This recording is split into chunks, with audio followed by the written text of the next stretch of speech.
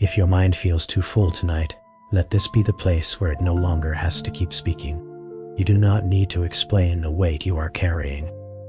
You do not need to arrange your worries into perfect sentences. You do not need to prove that you are tired enough to rest.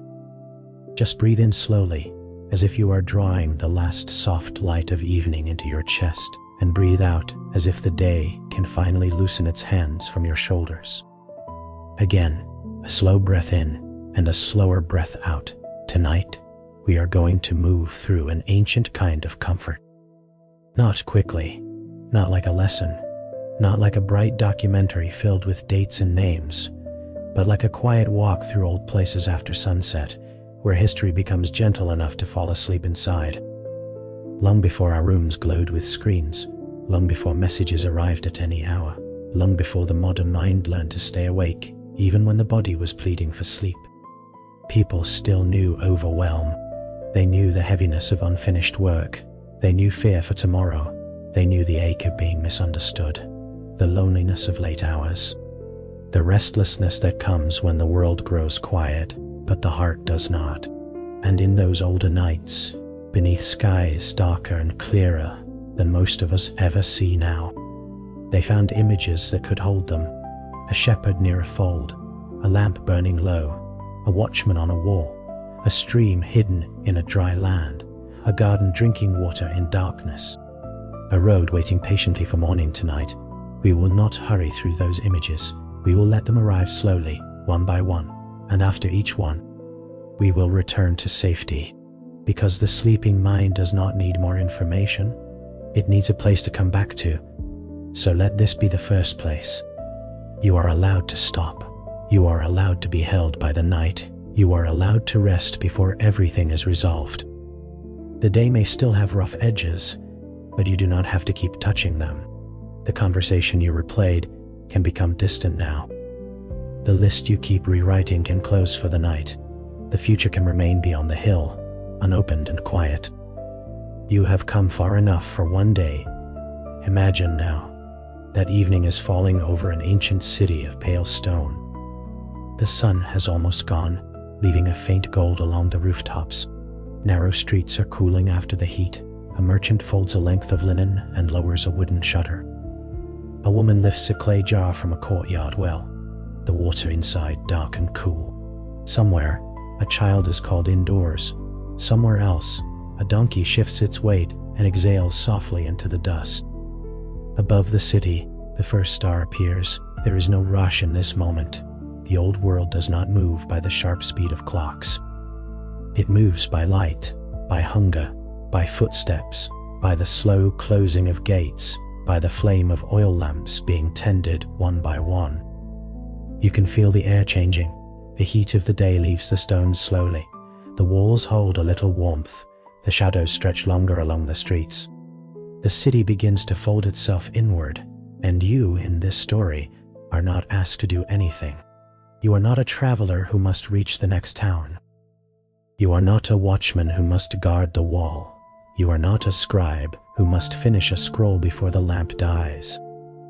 You are simply someone sitting near a quiet doorway, allowed to become still.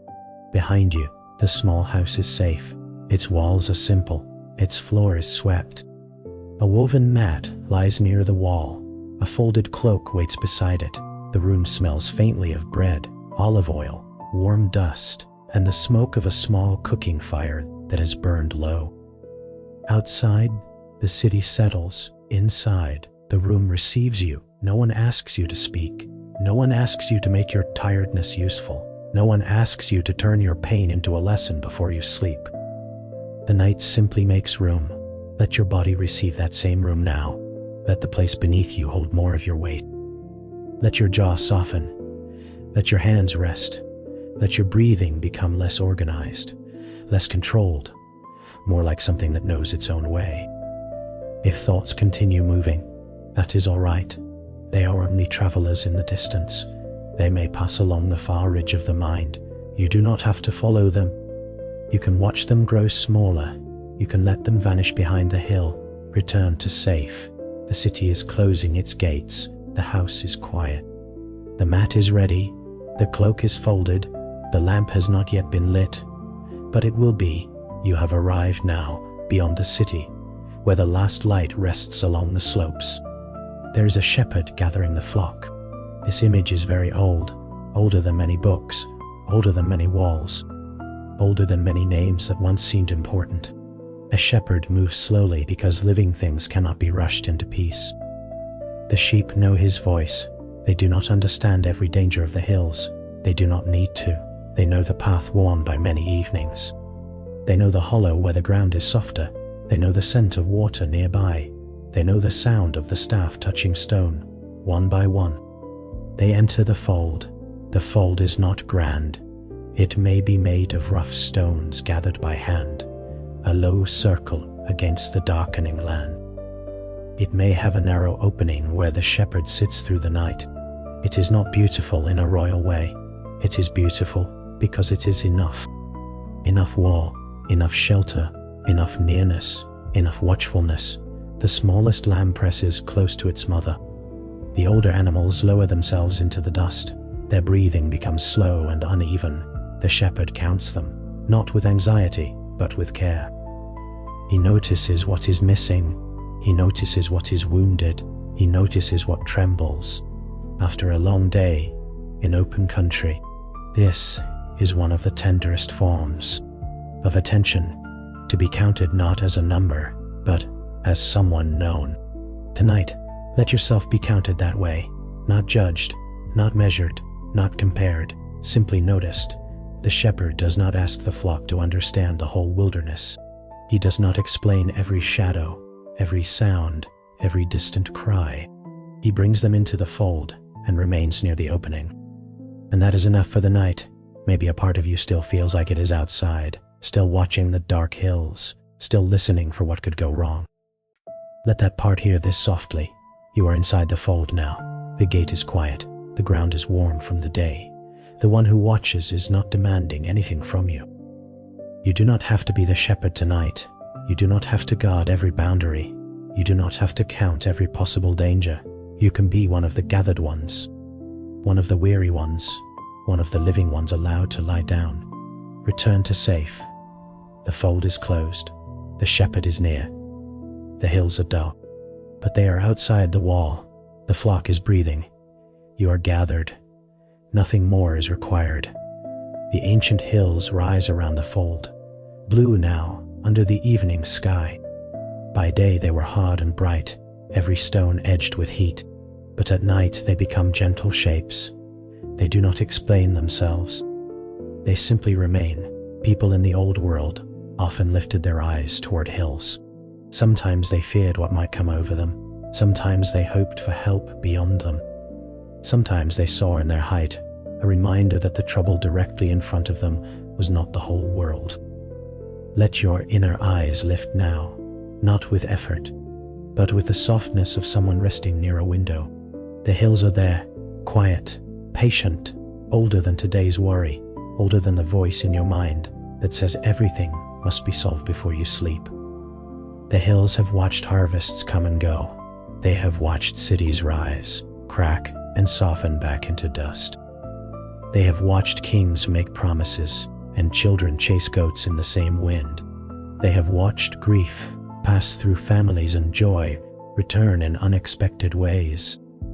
They have watched countless evenings like this one, and still, they do not hurry. There is medicine in that stillness. The anxious mind believes that movement is safety. It keeps turning things over. It keeps rehearsing. It keeps checking the path ahead. But the old hills offer a different kind of safety. The safety of remaining. For a moment, let yourself remain. No climbing, no planning, no explaining. Only remaining. The sky above the hills deepens from violet into dark blue. Stars begin to gather in the high places. The first ones are bright, then more appear, smaller and softer, until the whole sky seems full of quiet witnesses. In the ancient world, stars were not hidden by city glare. They filled the night with a kind of vast companionship. A traveler could feel small beneath them, but not always lonely. The stars had shone over ancestors. They would shine over descendants. They made a single human night feel held within a larger story. Let that larger story hold you now. Your worry is real, but it is not the whole sky. Your tiredness is real, but it is not the whole road. Your uncertainty is real, but it is not the whole horizon. You are allowed to be small beneath the stars, not small in a way that erases you, but small in a way that relieves you from being the center of every burden. The stars do not ask you to keep them burning. The hills do not ask you to hold them upright. The night does not ask you to manage its darkness. You may breathe. You may be. You may let the old sky be wide enough for what you cannot carry. Return to safe. The hills remain. The stars are awake. Your worry is not the whole sky. You are allowed to become small and peaceful beneath something vast. From the hills, the story turns toward water in a dry land. Water was never ordinary. A spring hidden among rocks, a cistern filled by winter rain, a narrow stream running quietly through shade. These were not background details. They were mercy. A traveler who found water did not rush away from it. A shepherd knew where to lead the flock when thirst made them restless. A village remembered which well had never failed. Imagine now a quiet stream in the deepening night. It is not loud. It does not crash or demand attention. It moves over smooth stones with a sound so steady that after a while it becomes less like sound and more like breathing. On one side, long grasses lean toward it. On the other, a few low branches make a dark arch over the water. The moon is rising now, and where the stream catches its light, silver trembles and disappears, trembles and disappears. Sit beside this water for a while. There is no lesson you need to take from it, no conclusion to reach. Let the water be water. It moves because moving is its nature. It finds the lower place. It bends around stone. It disappears beneath roots and returns again. It carries dust away in tiny measures. It does not become anxious about the rocks in its path. Your breath can follow that example. It does not need to fight the thoughts. It can move around them. It does not need to empty the mind. It can pass beneath it. It does not need to be perfect. It only needs to continue. Breathe like the stream, a little lower, a little softer, a little less concerned with effort. The ancient people knew that water restored more than the body. It changed the mood of a place. A dry throat softened. A dusty face was washed. A hand could be cooled. An animal could stop trembling. A traveler could sit and feel. For a moment, that life was still possible. You may receive that kind of restoration now. Nothing dramatic, nothing bright. Just the small kindness of being refreshed without needing to deserve it. The stream keeps moving. A leaf falls and turns slowly, then continues out of sight. Let one thought do the same. Let it touch the surface. Let it turn. Let it move away. You do not have to follow. Another thought may come. Let that one move too. The water knows how to carry small things. Return to safe. The stream is near. The water is gentle. Your breath is allowed to move around the... Nothing needs to be forced. Now we return to the small house inside the city. Night has fully arrived. The doorway curtain has been drawn. The outside world still exists, but it no longer enters every corner of the room. A small oil lamp is lit. Its flame is not large. It bends slightly, then steadies. The light is golden and low, touching the edge of a clay cup, the curve of a jar, the texture of the wall, the folded cloak near the mat. It does not drive the darkness away completely. It only creates a circle of enough light to see where you are, enough light to feel less alone, enough light to remember that darkness is not always danger. This is the kind of light the sleepy mind can trust. Not the sharp light that wakes and demands, not the cold light that makes every object too clear. A lamp like this allows the edges of things to soften. In ancient homes, tending a lamp was a small act of care. Oil had to be saved, a wick had to be trimmed, the flame had to be protected from wind. It was humble work, but it changed the night. Perhaps you are doing something like that now. Tending the small flame of awareness, not feeding it until it burns high, but letting it become steady, warm, and low. You do not need enough light for the whole road, only enough for this breath. You do not need clarity for every question, only enough softness to rest. You do not need to see tomorrow, only the little circle of tonight. In the lamplight, someone sits quietly. They are tired from the day. Perhaps they carried water, ground grain, argued in the marketplace, waited for news, worried over someone they loved, or walked too far in the heat. Their body is ready to sleep, but the mind is slower to trust. So they look at ordinary things: the cup, the mat, the cloak, the wall, the flame. Ordinary things can bring the mind home. Let your mind come home now, to the surface beneath you, to the air around you, to the weight of your body, to the fact that for this moment you are not required to continue the day.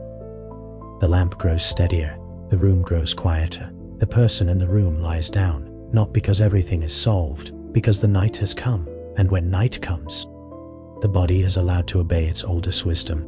Return to safe, the curtain is drawn, the lamp is low, the room is simple. The day is outside. You are inside the circle of enough.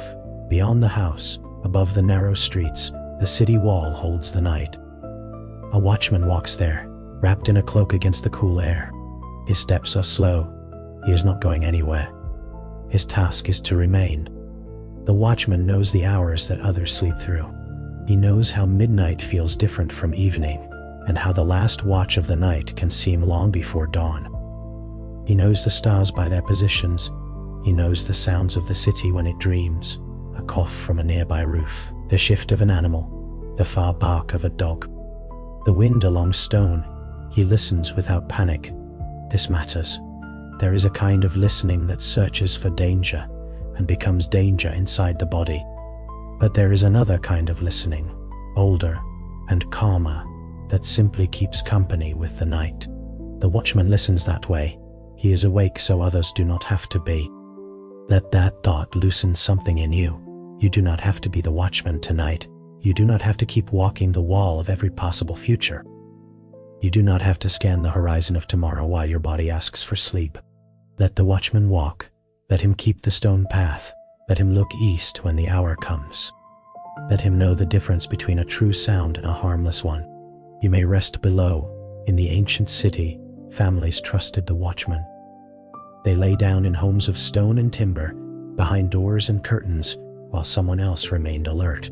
This was part of communal life. Safety was not only personal, it was shared. Modern worry often tells a person they must be their own city, their own wall, their own guard, their own lamp, their own longing. But no human being was made for that much vigilance. Tonight, surrender one small watch, just one. You do not have to watch the next hour. You do not have to watch the next thought. You do not have to watch the next fear. Let the watchman take one slow step, then another. The city sleeps beneath him. The moon rests on the wall. The eastern ridge is still dark, but dawn has never forgotten how to come. Return to safe. The wall is guarded.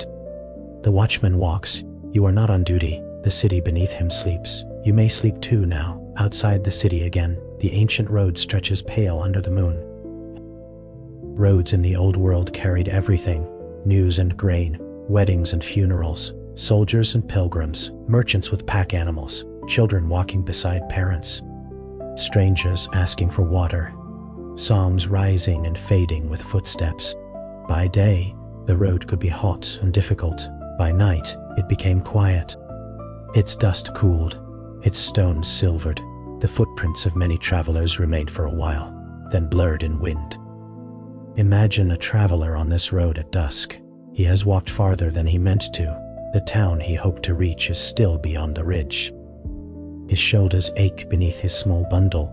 The water in his skin is nearly gone. He looks at the darkening path and understands he will not arrive tonight. At first, this troubles him. The mind often resists stopping before the planned place. It says, I should be farther, I should have known, I should have done more. But the body knows the truth. The light is fading. The limbs are tired. The road will still be there in the morning. So the traveler finds a hollow near a low ridge, sheltered from the wind. A small tree grows there, bent by years of weather, still alive. He places his bundle down. He drinks slowly.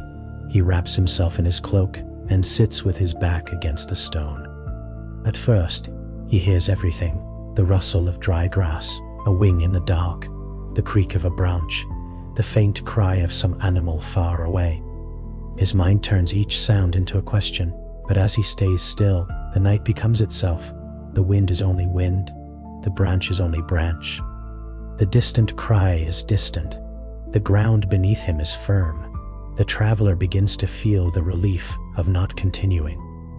There's a deep kindness in realizing you do not have to reach the next place tonight. Perhaps that is for you too. You do not have to reach the final answer tonight. You do not have to reach perfect peace tonight. You do not have to reach the version of yourself who never worries, never hurts, never doubts. You only need a hollow beside the road, a cloak, a little shelter from the wind, a sky wide enough to cover you. The traveler looks up. The stars are bright. They make his delay feel less like failure and more like belonging to the rhythm of the world. He is not the first to stop before arriving. He will not be the last. All along the ancient roads, people stopped where they could. They slept under trees, beside wells, in guest rooms, near fires, in courtyards, in fields after harvest. They woke and continued when light returned. Stopping was part of the journey. Rest was not the opposite of progress. Rest was how the journey continued. Return to safe. The traveler has stopped. The road is quiet. The cloak is warm. The ridge breaks the wind. Not arriving tonight is not failure. It is rest. Now the road bends toward a garden. In the ancient world, a garden was not merely decoration. It was patience made visible. Someone had cleared stones. Someone had carried water. Someone had planted in hope without demanding fruit the next morning. A garden required care, but it also required trust in unseen work. This garden is small, enclosed by a low wall. A fig tree grows near the corner, its leaves broad and dark. Herbs line the edge of a path: mint, coriander, perhaps hyssop, their scents rising faintly in the cool air. Vines are tied to a simple frame. The soil has been watered near sunset, and now it releases the smell of earth made gentle. Moonlight lies on the leaves. No one is working now. The tools rest by the wall. The jar is empty. The gate is closed. The gardener has gone inside. And yet the garden continues. Roots drink in the dark. Moisture moves downward. Leaves breathe. Fruit sweetens in silence. This is one of the most comforting truths in the world. Not all healing needs your conscious attention. Not all growth needs to be watched. Some of the most important repair happens when the watcher finally sleeps. Your body knows this. Your mind may forget, but your body knows during sleep. The body tends its hidden garden. It restores what was strained. It sorts what was tangled.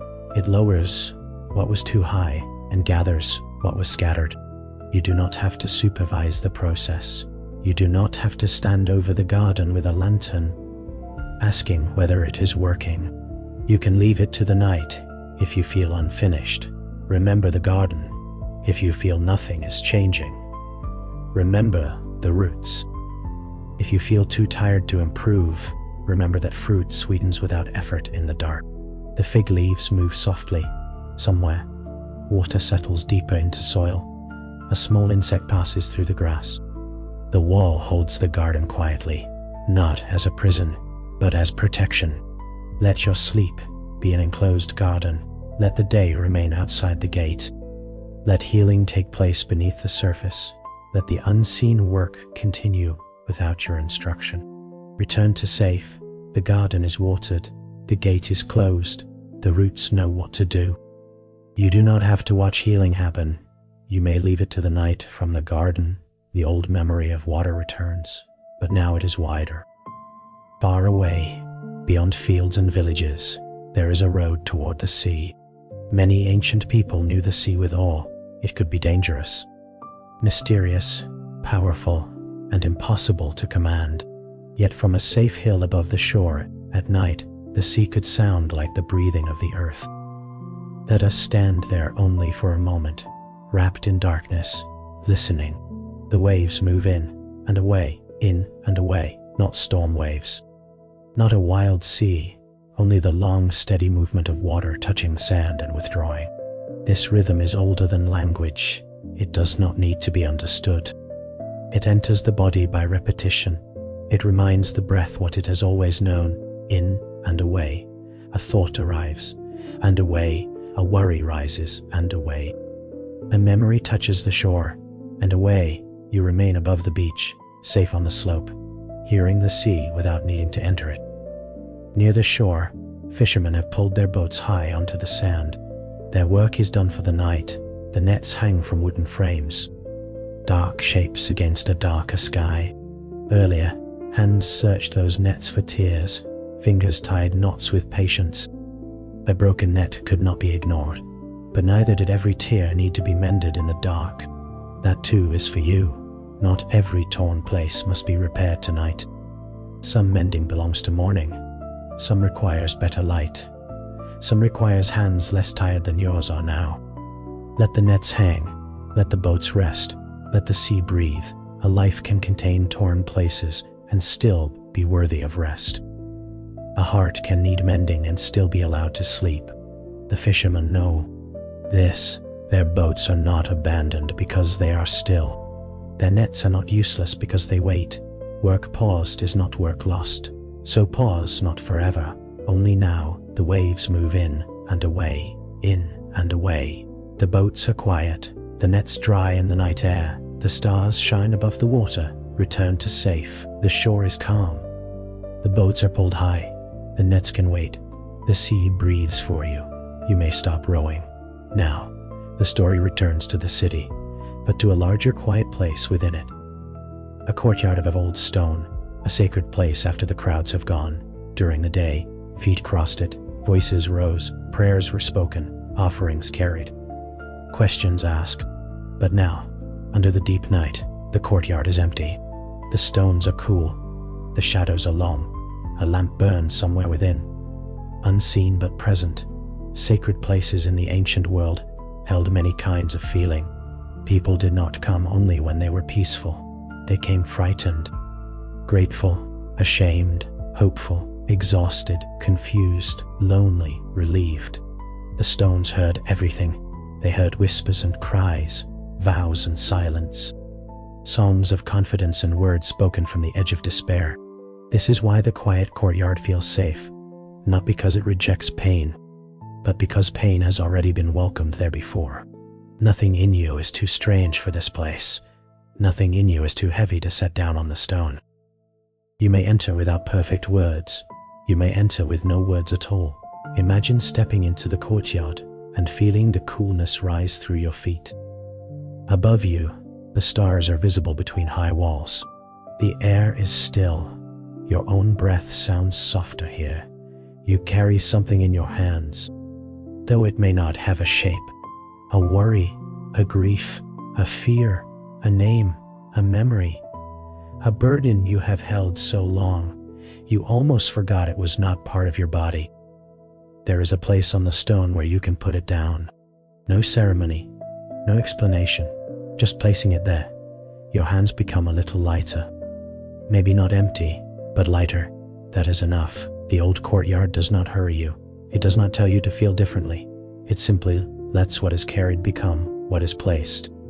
For sleep, this matters deeply. The mind often stays awake because it is still holding conversations, holding responsibilities, holding regrets, holding things that cannot be changed at midnight. So let the courtyard receive one thing, only one. If that is all you can release, place it down. Let the stone be cool beneath it. Let the lamp within burn unseen. Let the night hold what your hands no longer need to grip. Return to safe. The courtyard is still. The stones are cool. Your burden has a place outside your hands. You do not have to carry it through the whole night. Now the story begins to loop more slowly, because the mind learns by return. It does not need new places constantly. It needs familiar safety, deepening, the fold, the hills, the stream, the lamp, the watchman, the road, the garden, the sea, the courtyard. Each one says the same thing in a different voice. You may rest, you may be gathered, you may stop before arriving. You may leave repair for morning, you may let hidden work continue, you may place the burden down, you may sleep while another watches. This is the rhythm now, not information, but reassurance, not explanation, but return, softly. Imagine the fold again. The animals are no longer shifting. Their bodies are warm near one another. The shepherd sits near the opening, his cloak drawn around him.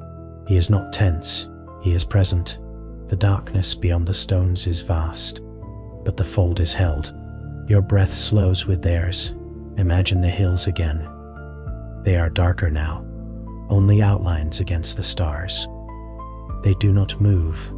They do not worry. They do not ask what tomorrow will bring. Your body becomes heavier with them.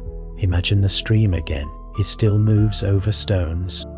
Silver in places, black in others. It has not stopped because you stop noticing. It continues gently, carrying small leaves, cooling the air. Your thoughts can move like that. Imagine the lamp again. Its flame is lower now, a small golden tongue, enough to keep the room kind.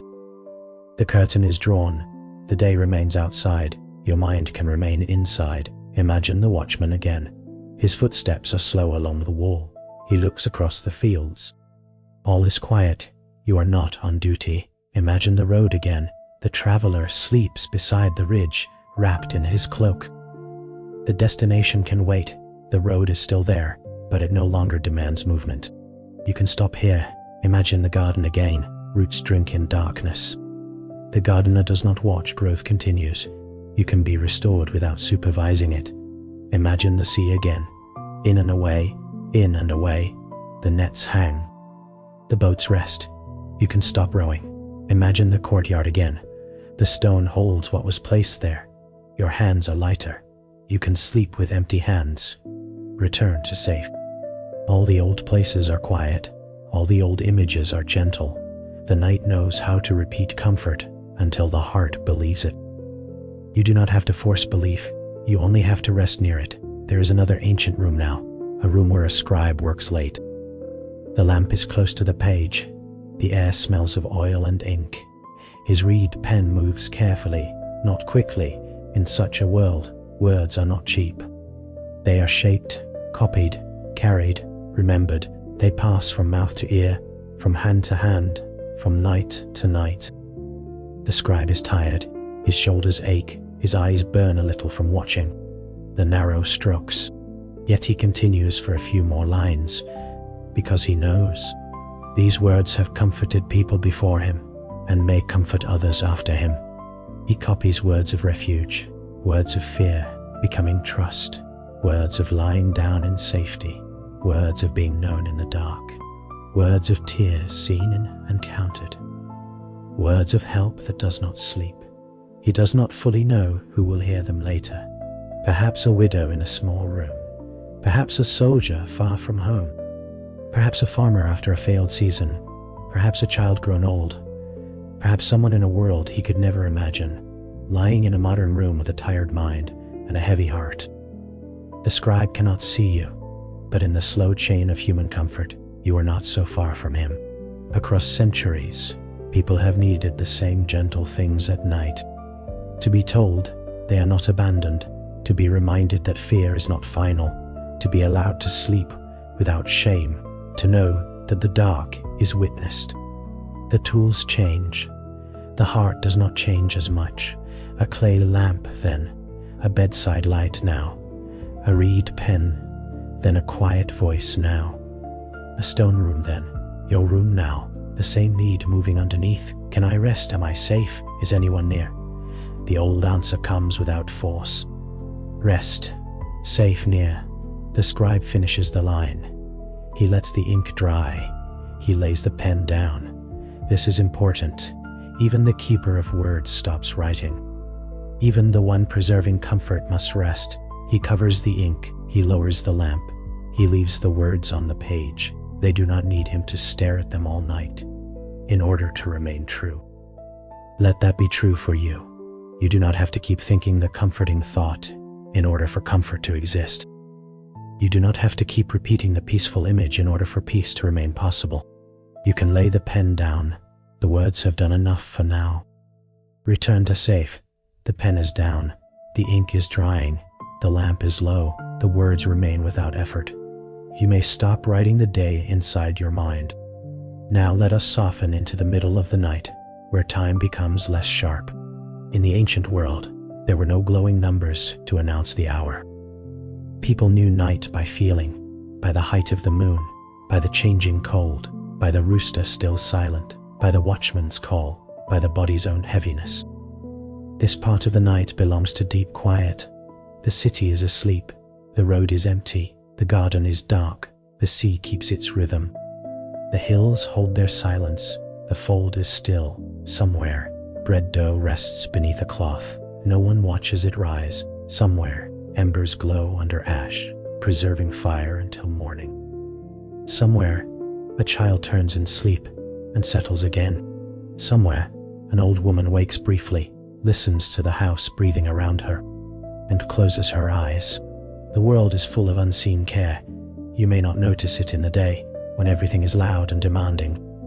But at night, unseen care becomes easier to imagine.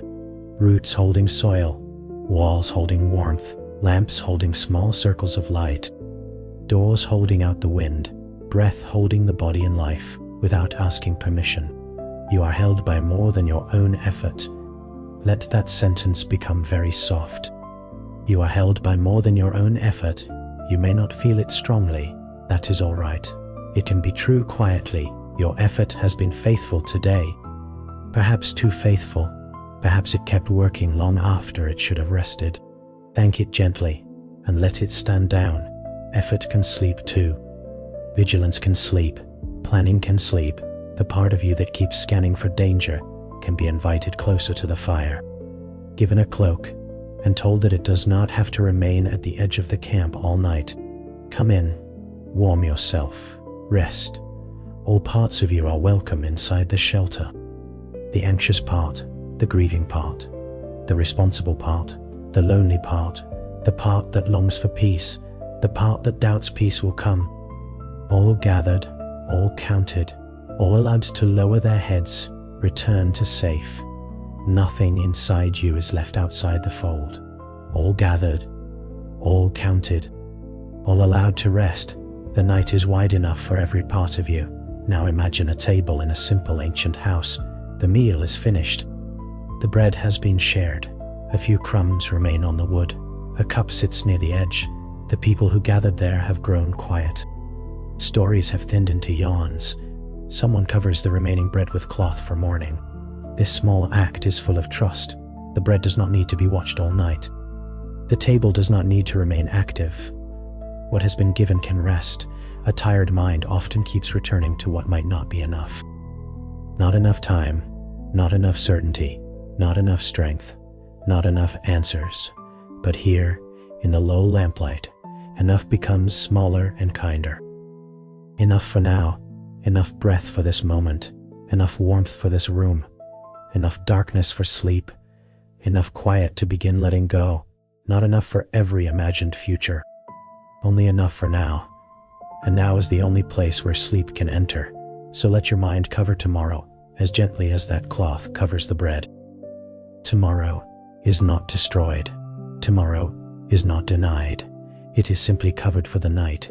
You can uncover it later. When there is light, you do not need to keep your eyes on it now. The table grows dim. The cup is still. The covered bread waits. The room becomes less a place of activity and more a place of keeping. Some things are kept safely by being left alone. Let tomorrow be left alone. Let the unfinished work be left alone. Let the unanswered message be left alone. Let the question be left alone. Not forever. For the night, return to safe. The table is cleared. The bread is covered. Tomorrow is under the cloth. You do not have to stare at it in the dark. There is another. Gentle image in the ancient night. The doorway. A threshold between the outer world and the inner room. During the day, people pass through it constantly. Work enters. Voices enter. Sunlight enters. Dust enters. News enters. But at night, the doorway changes. The curtain is drawn. The threshold becomes a boundary. Not everything may enter. This is good. A sleeping mind also needs a threshold. It needs a place where the day stops being allowed to walk in with dirty. It needs a curtain drawn across unfinished things. It needs a soft boundary that says, "Not now." So imagine that curtain again, heavy woven cloth, worn from the day, moving slightly in a faint draft, then settling beyond it. The city exists. Beyond it, roads continue. Beyond it, people may still be awake somewhere, worrying, or working, or talking. But inside, the room is quiet. You are allowed to have an inside. You are allowed to draw the curtain.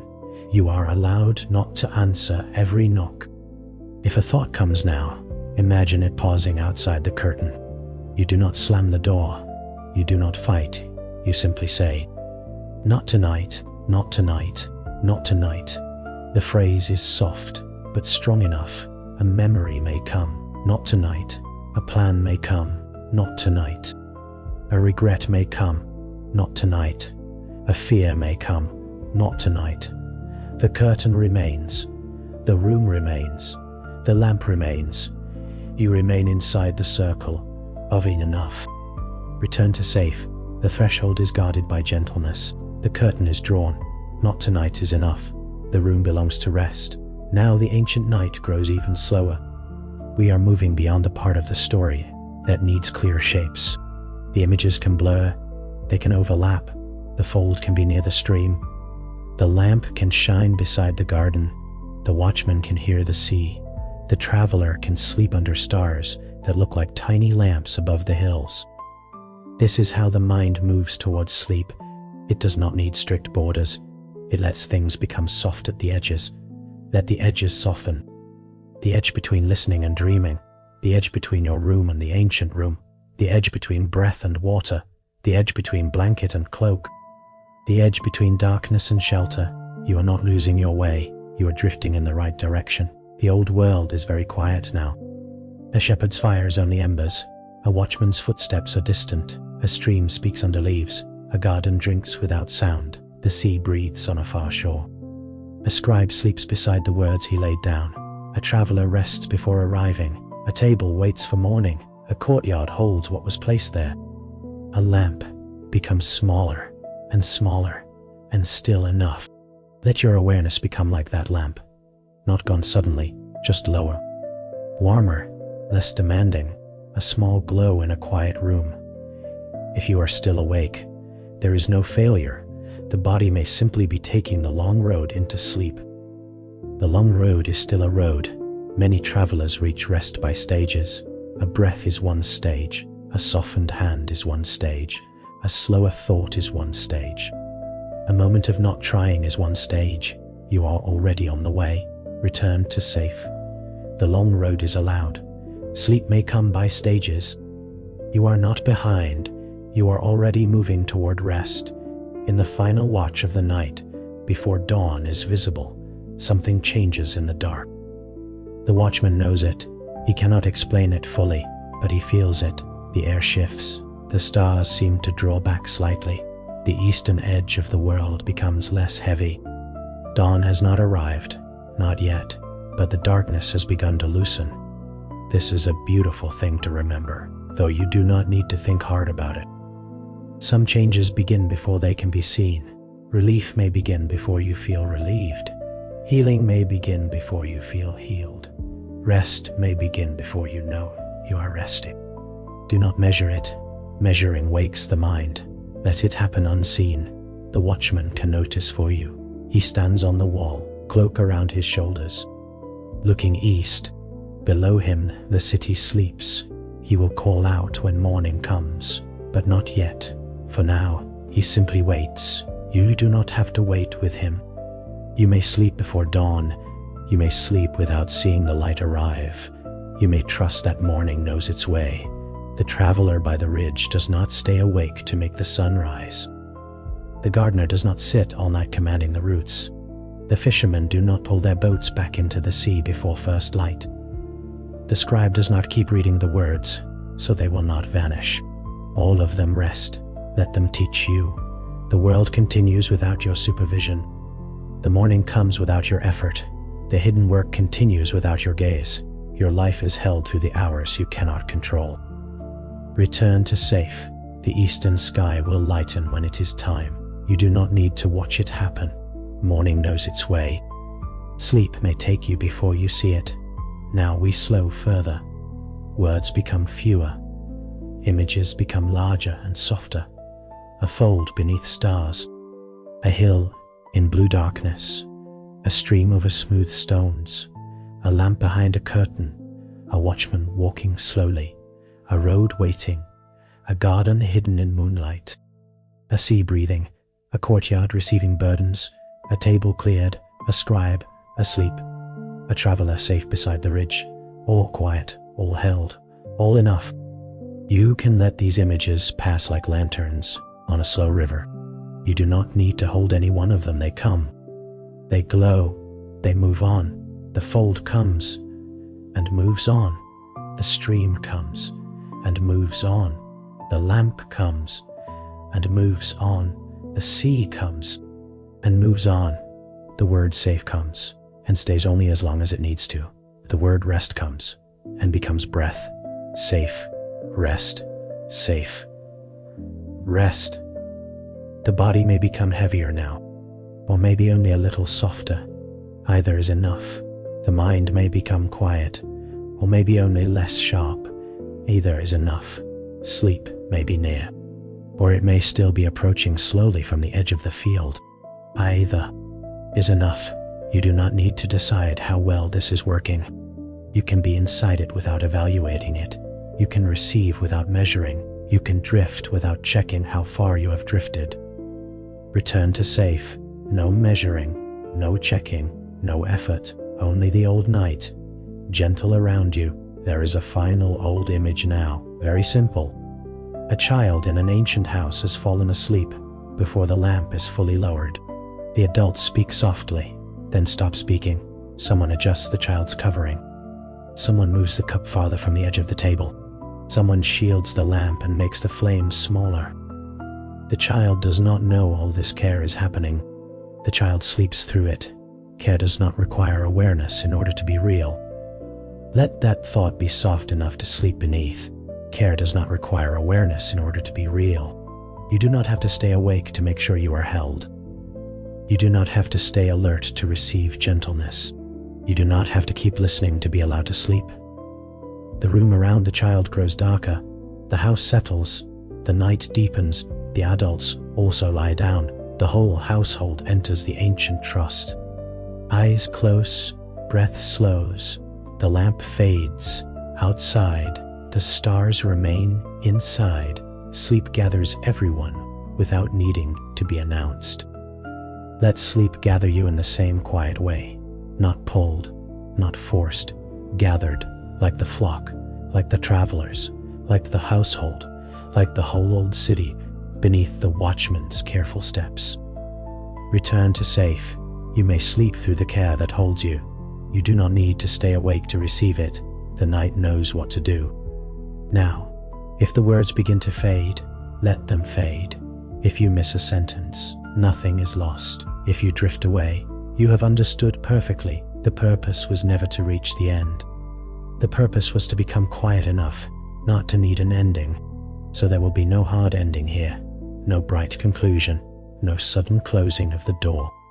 Only a path that grows dimmer, a lamp that lowers, a stream that continues after you stop listening. The ancient city sleeps, the fold sleeps, the road sleeps, the garden sleeps.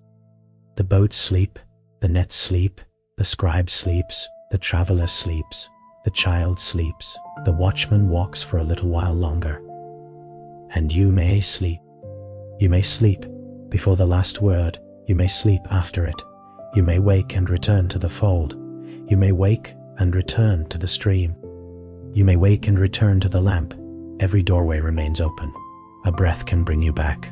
A word can bring you back. Safe, rest, enough. The road can wait. The burden can wait. The mending can wait. The morning can come without being watched. The hidden garden can work in darkness. The sea can breathe for you. The lamp can burn low. The watcher can remain. Your body can sink. Your hands can loosen. Your forehead can smooth. Your breath can become so ordinary you no longer need to notice it. That is good. Let it become ordinary. Let rest become ordinary. Let safety become ordinary. Let the night become ordinary and kind. You are no longer at the edge of the day. You are inside the night now. The night is not empty. It is filled with quiet keeping. Stones keeping warmth. Walls keeping shelter. Roots keeping water. Stars keeping silence.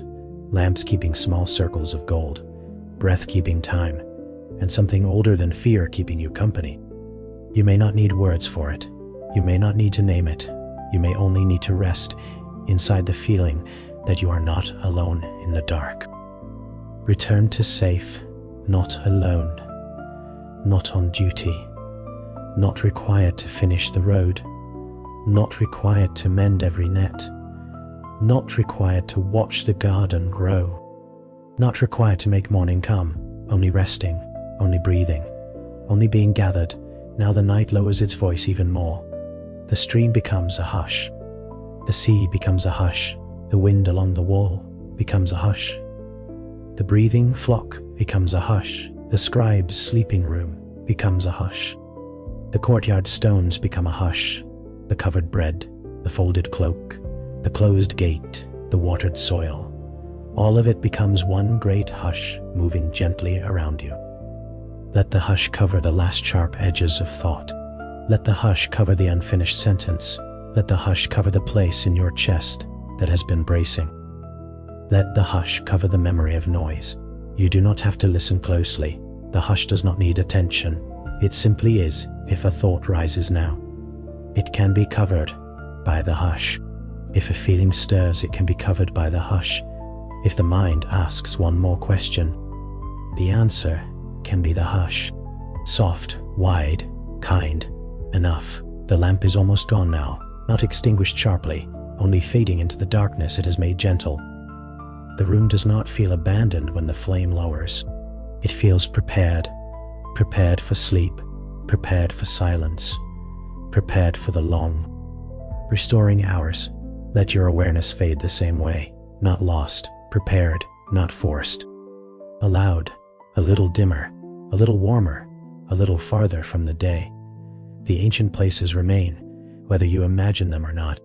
The fold remains, the hills remain, the water remains, the road remains, the garden remains, the sea remains, the courtyard remains, the watchman remains until morning. You can leave them now, or stay with them. Either is rest. There is nothing to do with the story anymore.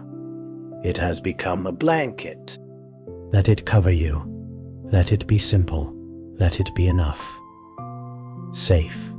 Rest. Safe. Rest. The flock is quiet. The gate is still. The hills are blue. The stars are patient. The stream is silver. The lamp is low. The road is waiting. The garden is hidden. The sea is breathing. The courtyard is holding. The table is cleared. The bread is covered. The curtain is drawn. The watchman walks. You are not on duty. You are not late. You are not outside. You are gathered.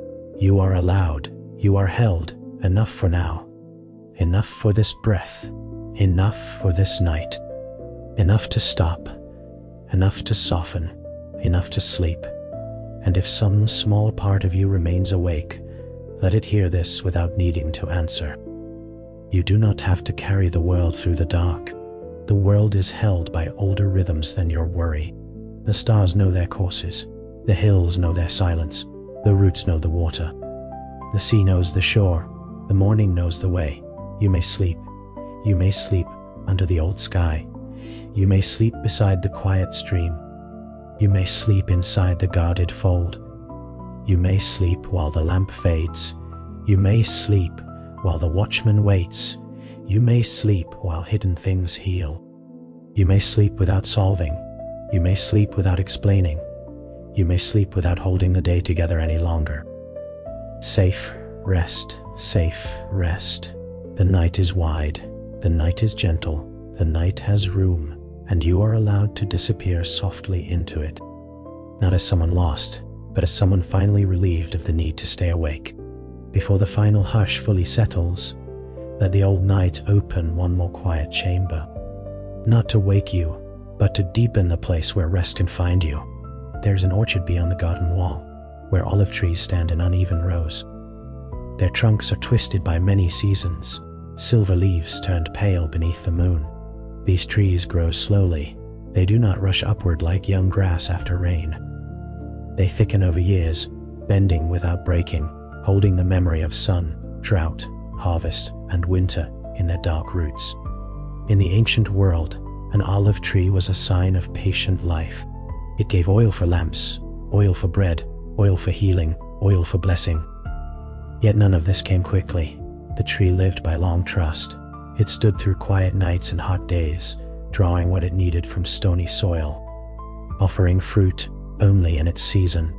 You can rest near those trees now. Their leaves move softly, making a sound almost too small to hear. The moonlight touches each narrow leaf and slips away. The ground beneath them is dry but not barren. It is the kind of earth that has learned to hold life slowly. Perhaps there are parts of you that have also had to grow in stony ground. Parts that learned to endure, parts that bent around difficulty, parts that kept giving even when the season was long. Tonight, those parts do not have to produce anything. The olive tree does not press oil from itself in the night. The branch does not demand fruit from its own wood. The root does not explain how it keeps holding. It simply stands. Let yourself stand no longer. If standing has tired you, let the image stand for you. Let the trees hold patience while you rest beneath them. A clay jar sits near one trunk, empty now after the day's work. A woven basket leans against a low stone wall. No hands are gathering. No feet are moving between rows. The orchard has entered the hour of no labor. You may enter that hour too. No labor of thought, no labor of remembering, no labor of preparing yourself to be worthy of sleep. Only the quiet of old trees and moonlight. Return to safe. The orchard is still. The olive trees keep their patient silence. The fruit will come in its season. Nothing in you has to ripen tonight now, a little farther away. There is a well at the edge of the village. By day, it is a place of voices. Women arrive with jars. Children gather. News passes from one household to another. Ropes creak. Water rises. Clay vessels are filled and lifted onto shoulders. But at night, the well is quiet. The rope hangs motionless. The stone rim is cool. The water below is dark and deep, holding the reflection of a small piece of sky. A well is different from a stream. A stream speaks as it moves. A well waits. Its gift is hidden until someone draws from it. Yet the water is there, even when no one is looking. This too is comfort. Not all refreshment has to be visible at the surface. There may be depth in you that you cannot feel tonight. There may be strength resting below the level of thought. There may be quiet water in the deep places, even if the upper ground feels dry. You do not need to draw it up now. You do not need to lower the bucket. You do not need to test whether the well is full. For sleep, it is enough to know that depth exists. The stars look down into the well, and the well receives them without effort. It does not reach up. It does not strain. It simply holds a dark mirror of the sky. Let your mind become like that water, still enough to reflect without trying. Deep enough not to be disturbed by every passing sound. Dark enough to rest. Return to safe. The well is full in silence. You do not have to draw from every depth tonight. The water waits. The village sleeps. You may sleep too. Now the path leads past fields after harvest. During the day, these fields were full of work. Hands cut grain. Bundles were tied. Chaff rose in the air like dust touched by sunlight. Voices called across the rows. Animals pulled weight. The field gave what it had grown through many unseen months. But now the field is quiet. Only short stubble remains, silvered by moonlight. The air smells faintly of straw. A few forgotten stalks bend near the edge of the path. The work is not erased, but it is complete for the day. There is a sacred kind of tiredness after honest labor. The body may ache, but it also knows why. Yet many people carry a different tiredness now, the tiredness of invisible work. Thinking, worrying, deciding, responding, enduring, trying not to fall apart. It leaves no sheaves stacked in the field, no baskets filled, no visible proof that effort was given. But your hidden labor was still labor. The mind that kept going was laboring. The heart that kept loving was laboring. The body that carried you through another day was laboring. Even if no one saw all of it, the day passed through you, and you came to this night. So let the harvested field honor your unseen work. The field does not keep cutting after dark. The sickle is laid down. The bundles remain where they are. The workers have gone home. The earth is allowed to be still after giving. You are allowed to be still after giving. Return to safe. The field is resting. The tools are laid down. The day's hidden labor is seen enough by the night. You may stop working inside yourself. Beside the field, there is a threshing floor, a wide, flat place of packed earth and stone. By day, grain was spread there. Feet and tools separated what nourished from what was light enough to blow away. Wind had a part in the work. The farmer could toss, but the breeze carried the chaff. At night, the threshing floor lies empty under stars. This old image can become very soft. The mind also has grain and chaff, things that matter, things that only swirl, thoughts with weight, thoughts that are only dry husks carried by fear. But tonight, you do not need to sort them. You do not need to decide which thought is grain and which is chaff. You do not need to winnow your whole life before sleep. The wind can do quiet work in its own time.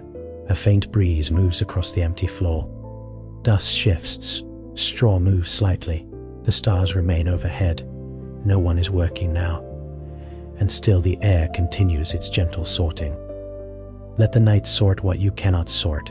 Let some thoughts become lighter. Let some worries lose their shape. Let what is real remain without needing to be defended. Let what is only fear drift farther away. Return to safe. The threshing floor is empty. The wind is gentle. You do not have to sort everything tonight.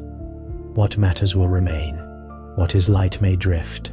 Now the old story bends toward a small workshop before sleep. A carpenter has left tools on a bench, a plane, a chisel, a length of wood, shavings curled like pale ribbons on the floor. During the day, there was the sound of shaping, wood against blade, measuring, smoothing, beginning again. Careful work, patient work, work that changes roughness slowly. But night has come. The tools are still. The unfinished piece of wood waits on the bench. It does not need to be completed in darkness. It does not accuse the carpenter from the table. It waits because waiting is part of being made. This is for the unfinished parts of you. The parts still rough. The parts still being shaped. The parts you wish were smoother, wiser, calmer, more healed. They can wait on the bench tonight. No blade in the dark. No forcing refinement when the hands are tired. No demanding perfection before rest. The carpenter covers the tools or leaves them safely where they are. He brushes wood dust from his hands. He closes the door. He sleeps, trusting that morning light will show the next careful movement. You too can leave the unfinished work of becoming. You are not abandoned because you are unfinished. You are not unworthy because there are rough edges. You are simply still being shaped, and even shaping rests. Return to safe. The tools are still. The wood can wait. Unfinished does not mean unsafe. Morning light will be enough for the next small smoothing. Now imagine a loom in a quiet room. Threads stretch across it, some dark, some pale, some dyed with colors made from plants and earth. During the day, hands pass the shuttle back and forth, making patterns slowly.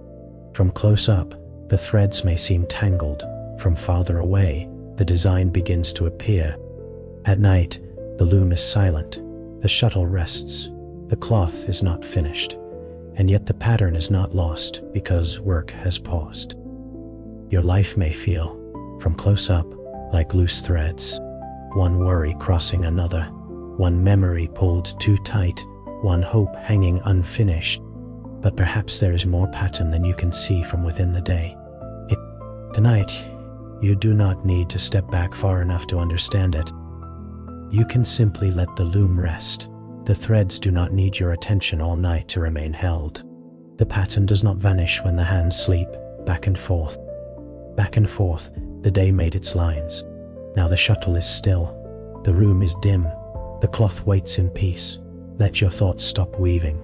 Let the mind set down the shuttle. Let the pattern remain unfinished and held. Return to safe. The loom is quiet. The threads are held. The unfinished pattern is not lost. You may stop weaving the day. Outside that room, the village has entered its deepest silence. Even the dogs are quiet now. Smoke no longer rises from the ovens. The last footsteps have disappeared. The moon has moved westward. The night has become a bowl, holding all things in a dark, gentle curve. There is a tenderness in this hour, because almost no one is trying to be impressive. No one is bargaining in the market. No one is standing in the square to be seen. No one is measuring worth by productivity. The sleeping village is honest. Everyone is simply human again, breathing, turning, dreaming, needing warmth, needing shelter, needing warning to come eventually, but not yet.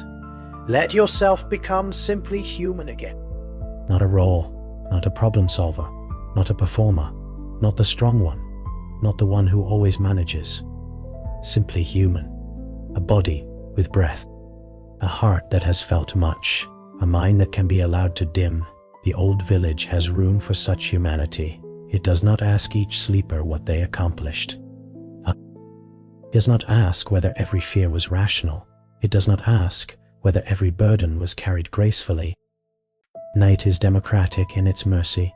It covers the roofs of the wealthy and the poor, the confident and the uncertain, the young and the old. It lowers itself over everyone. Let it lower over you. Return to safe. The village sleeps. No one has to be impressive in the dark. You may be simply human. Breathing is enough now. Let us return again to the stream, because water is easy for the mind to follow without becoming alert. The stream is darker now. Moonlight is thinner. The sound remains over stone, around root, under branch, over stone, around root, under branch. This repetition is not meant to entertain. It is meant to carry, like a cradle that moves almost the same way each time. The stream repeats without becoming sharp. Let the stream carry the orchard. Let it carry the well. Let it carry the field. Let it carry the workshop. Let it carry the loom. Let it carry every little image that has served you, until none of them need to stay separate. Everything becomes water, the fold reflected in water, the lamp reflected in water, the watchman's star reflected in water, the olive leaves reflected in water, the unfinished wood reflected in water, the threads of the loom reflected in water. And then the reflections tremble and soften. You do not need to keep them clear. The sleeping mind does not need clarity. It needs permission to blur, permission to drift, permission to forget the sentence before it ends, permission to let the voice become only warmth. Return to safe. The stream carries what is too much to hold. The reflections may blur. You do not need clarity now. You need only rest.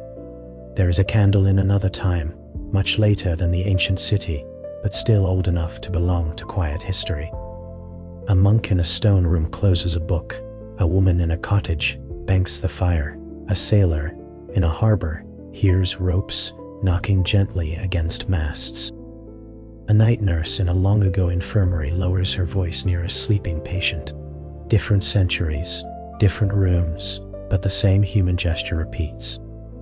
Lower the light, soften the voice, let the weary rest. History is full of this gesture, though it is rarely the part written in large letters. We remember battles, kings, migrations, inventions, disasters, and discoveries. But beneath all of it, every night, ordinary people lowered the light for someone tired. That is the history we are resting inside tonight, the quiet history of care. A blanket pulled up, a door closed gently, a lamp shielded, a cup of water left within reach. A prayer whispered, a fire kept alive under ash, a child carried from one room to another without waking. A traveler offered a corner to sleep, a shepherd remaining near the fold. A watchman walking the wall. This is history too, and it is soft enough for sleep. Let all those small acts gather around you like a circle of low lights. None too bright, none demanding thanks, just present. You are not outside the long human story of being cared for. You are inside it. Return to safe. The light is lowered, the voice is soft, the weary are allowed to rest. This quiet history has room for you. Now the story can become even less specific. Only textures remain: cool stone, warm cloak, smooth wood, soft ash, still water, damp soil, olive leaf, woven thread, clay cup, low flame, breath, silence. The mind may touch one texture and let it go. Cool stone, warm cloak, still water, low flame, breath, silence, again. Cool stone, warm cloak, still water, low flame, breath, silence. No need to imagine perfectly, no need to stay awake to follow. The words are only stones across a shallow stream, and you may step on some, miss others, and still be carried. The body knows the way down. The body knows sleep from before language. Before calendars, before cities, before lamps, before names, the body knows darkness and safety, warmth and breath, wait and release. Let it remember for you. Return to safe. The body knows. The mind can stop bleeding. The old wisdom of sleep is already within you. Let it rise quietly. If there is one last worry near the doorway, let it sit outside beneath the stars. It does not need to be hated. It does not need to be solved. Give it a cloak too, if you like. Let even the worry be less cold. You may say to it, "Not tonight, not tonight," but you may wait there gently. "Not tonight, but you are not my whole sky, not tonight, because the room belongs to sleep." Then draw the curtain again. The worry is outside, softened by starlight. You are inside, softened by darkness. The lamp is low, the mat is ready, the cloak is warm, the body is heavy, the breath is slow. Return to safe. Not tonight. The curtain is drawn. The room belongs to sleep. You are inside. Now the final path turns back through all the quiet places once more. But from far away, as if seen from above in the blue hour before dawn, the ancient city rests within its walls. The watchman is a small moving shadow on the stone. Beyond the wall, the fold is dark and still. Beyond the fold, the hills hold the last stars. Beyond the hills, the road lies pale and empty. Near the road, the traveler sleeps. Near the village, the well holds a piece of sky. Beside the fields, the tools lie where they were set down. In the garden, roots drink. In the orchard, olive leaves tremble once and become still. By the sea, boats rest high on the shore. In the workshop, wood waits unfinished and safe. At the loom, threads remain held. In the courtyard, the burden rests on stone. In the house, the table is cleared, the bread covered, the curtain drawn, the lamp low. Everything that can sleep is sleeping. Everything that must watch is watching. Everything that must wait is waiting. Everything that must heal unseen is healing unseen. And you are part of that quiet order. No separate effort, no special task. Just part of the resting world. Return to safe. Everything has its place for the night. You have your place too. Held, gathered, allowed to sleep. The fold is quiet. The gate is still. The hills are blue. The stream is silver. The lamp is low, the breath is slow. Enough, enough, enough. Now, there is only the slow hush of the ancient world, moving around you like a cloak, and the calm knowledge that, for this night, you may rest completely, while everything that must remain awake remains awake for you. Let the final thought be lighter than a feather. Let it fall, let it settle, let it be gone, and rest.